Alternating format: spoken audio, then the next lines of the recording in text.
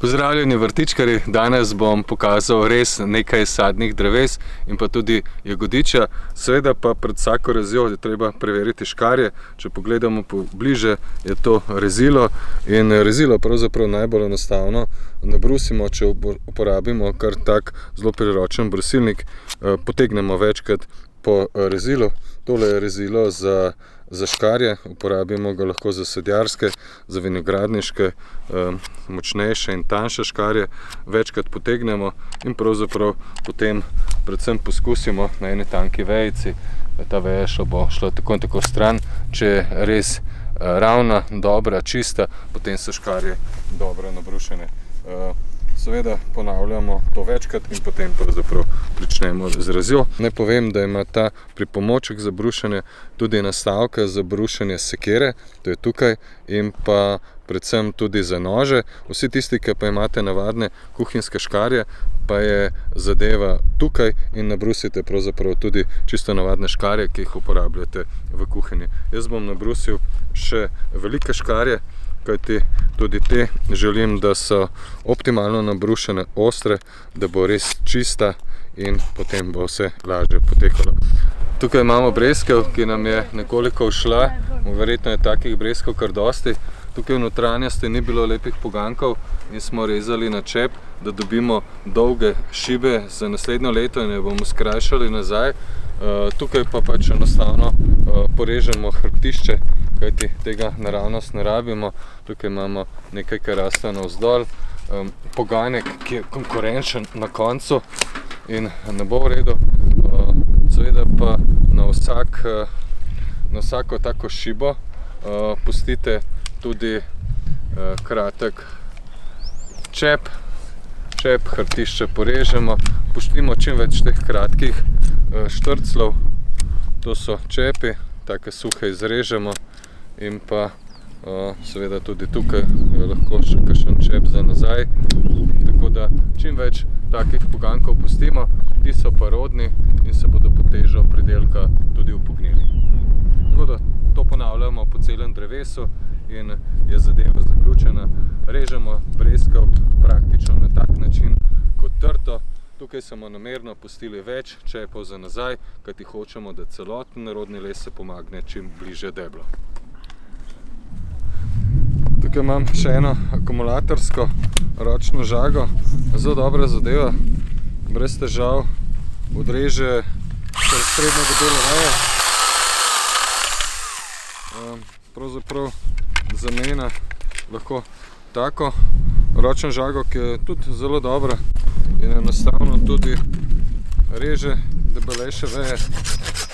Sicer traja nekoliko dalj časa, ampak gre čisto lepo in tudi res je gladka, tako da recimo kakšne take poganjke, ki so pregosti, ki je vse preraščeno, lahko ali za eno ali za drugo, navsezadnje tudi za kakšno lesko, staro lesko, tole zelo dobro žaga. Tako da veliko je takih površin, priročna tudi za na drevo, lahka, uporabna in pravzaprav zelo dobra zadeva. No, zdaj se nahajamo v nasadu robid. Ko režemo robide, predvsem pogledamo, kateri poganjki so že rodili. Tukaj so ti, ki imajo zgoraj plodove, ti so praktično suhi in te v celoti izrežemo. Uporabim kar take velike škarje, s tem pa seveda režem nekoliko niže, čisto nizko. Jaz predlagam, da se kar posname vse skupaj, se pravi v tem spodnjem delu. Vidimo, da so poganjki že suhi, ta je pa mlad, enoleten in tudi ni perspektiven in tudi take praktično izrežemo v celoti. Pri robidi nikoli ne režemo na štrcle, ampak porežemo čisto v živo, tako da bom to naknadno še nekoliko popravil. Zdaj, ko izberemo pa take poganjke, ki so rodni, seveda jih prikrajšamo na približno višino malo manj kot 2 metra. Tukaj so potem še rodni brsti za naprej. Lansko leto je bila že prikrajšana, zdaj pa samo krajšamo na približno 3 brste nazaj. Potem pa lahko še skrajšamo tudi na 2, če se bo kaj posušilo. Ta je pa pravzaprav spodaj prenizek, ga pa tudi ne želimo, kajti robide je boljše, da rodijo na tem nivoju in se potem vse skupaj priveže k opori in tudi obeša pridelek navzdol. No, tukaj vidimo spet, da imamo poganjek, ki je dober, zelo vitalen, odličen poganjek za to leto. Imamo tudi lepo nastavljene kratke poganjke, tega tu spodaj tudi pustimo. Robida že odganja, tako da je skrajni čas za res.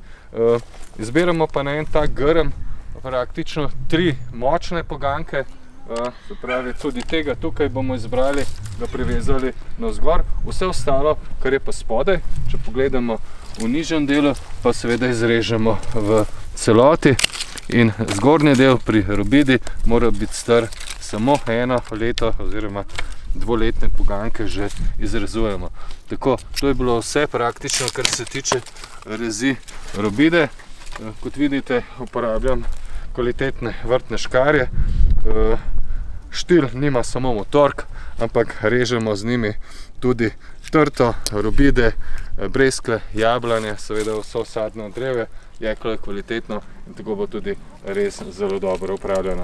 Nahajamo se pri vinski trti, oziroma tole je trta, ki je jedilna. In ko gledamo trto, pravzaprav iščemo kvalitetne, dobre poganjke. Eden je ta, ki zarašča iz 2-letnega lesa, in pa nekaj, kar bomo imeli za prihodnje leto. No, ta poganjek je zelo perspektiven. Pogledamo nekoliko nazaj. Tukaj je pravzaprav lep, zdrav poganjek in vidimo, da iz tazga tak poganjek bomo ukrivili na to stran. Pazimo, da ga ne zlomimo kasneje. Tukaj pa iščemo en poganjek, ki je čim bliže, bomo rekel, debla, osnovi, tam, kjer bo se skupaj izhajalo. Tukaj pogledamo, če je les zdrav, ravno tako. Režemo na 1 ali 2 očesi.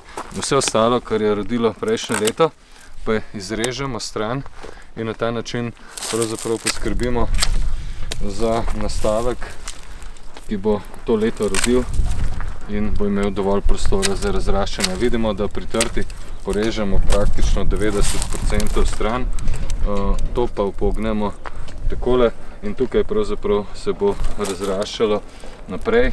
Vse ostalo, kar je pa raslo v prejšnjem letu, pa enostavno odrežemo stran in izrežemo tudi vse, kar raste prenizko.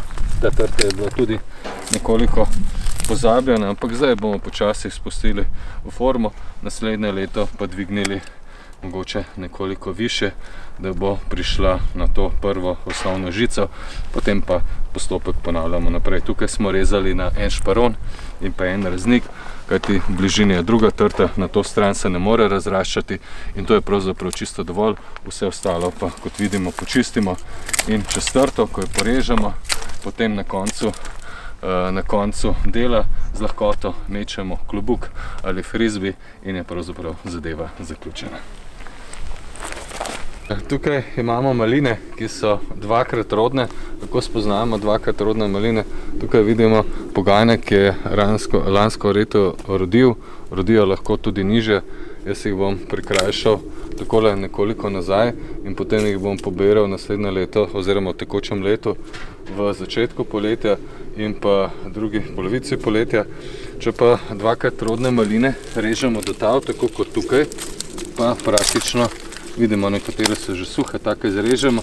Če jih pa porežemo do tal, bodo pa poganjke zrasli, rodili bodo ravno tako, ampak potem maja bo treba razrečiti to vse skupaj, ampak bodo rodili tam od sredine poletja pa do jesenski slan. Če pa to naredimo pri enkrat rodnih malinah, če enkrat rodne maline tako porežemo do tal, pa praktično tekoče leto ne bodo rodile. Tako da vidimo, da imamo tukaj več možnosti za rez. Kar se tiče pa samega načina rezi, jaz se rajše 2-krat rodne maline režem za 2-krat. Takole izberem seveda močne poganjke, tiste, ki so debeli, perspektivni, na eno tako skupino rastlin. Lahko zberemo tam 4-5 poganjkov, ki so perspektivni, bolj debeli, za palec, tudi lepo razporejeni, važno je, da niso vsi skupaj in potem zadevo počistimo. Takole pogledamo, če je kaj suhega, porežemo v celoti in pustimo samo zdrave poganke. In vse skupaj spomladi v mesecu maju še nekoliko razrečimo spodnji del, kajti pustimo, potem se tukaj izrašča množica mladih pogankov in zopet porečemo škarjami in pustimo tiste najdebelejše. Pustimo 4-5 takih zelenih pogankov, ki se bodo razvili naprej in bodo prinesli rodni les za naslednje leto. Tako, to je bilo nekaj prikazov rezi sadnega drevja jagodiča. Potem pa pokažemo še res nekoliko starejše jablane. Tam imamo pa drugo orodje, ne delamo škarjami, ampak z obvejevalnikom. Tukaj imam eno orodje, ki se mu reče višinski obvejevalnik. Štil je razvil res dobro zadevo, tega si že zelo dolgo želim, kajti želim obrezati oziroma porezati staro drevo, ki ima zverižen rodni les, in vse te veje, ki so tukaj, ki visijo navzdol, ki motijo pot in ki je vse preraščeno, bom izrezal, na ta način razsvetlil krošnjo in v nekaj letih se bo zadeva prav lepo obrasla nazaj.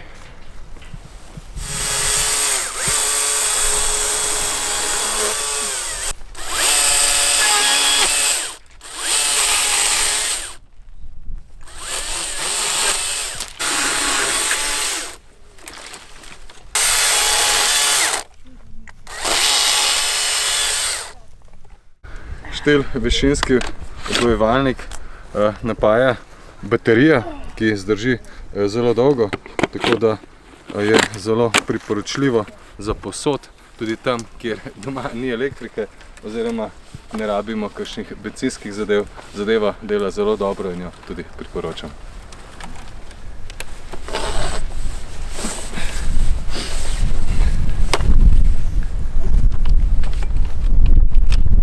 Z višinskim obvejevalnikom smo izrezali vse stare veje z zveriženim rodnim lesom, to je šlo zelo dobro, hitro je bilo delo upravljeno, zdaj pa se reže še star les ob deblu, da ga še nekoliko očistimo. Pustili smo mlajše poganke oziroma veje, ki so bolj perspektivne. Iz tukaj, iz notranjosti, se bo pa rastlina močno obrasla z novimi poganki in pravzaprav te veje bodo potem služile tudi tukaj gor naprej za rodni les. Vrh bomo še nekoliko razrečili, osvetlili in poleti se bomo ponovno spustili na to drevo, takrat s škarjami v mesecu juliju, avgustu, da bomo razrečili vso gosto rast. To leto ga bomo še pognojili in tako bo staro drevo postalo mlado. Približno v 2-3 letih ga bomo uspeli oblikovati v lepo formo in potem je tako staro drevo